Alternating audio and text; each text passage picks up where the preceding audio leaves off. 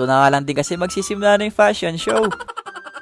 Marami pala kaming ikakasal dito mga guys. At hindi pa ako tunay na ikakasal. Sabi kong biglaan lang to. Kasi nag-chat sa akin yung decider ko na kailangan daw nila ng groom. At dahil wala naman akong ginagawa, pumayag naman din ako kasi bagong experience to. Sila pala yung partner ko ngayon. Siya mutya namin dito sa Pampanga. Nabanggit ko naman sa kanya kung ano yung content ko ngayon mga guys. Buti na nga lang din talaga pumayag siya.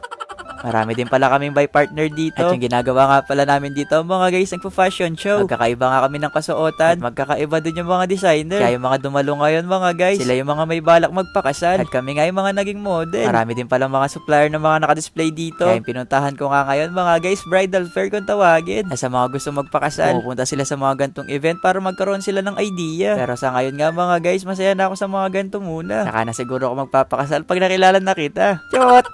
Pagkatapos nga namin maglakad isa-isa, naging parang display kami dito sa harapan para ipakilala na din kung sino yung gumawa sa mga suot namin. Ang ganda nga ng mga gawa ni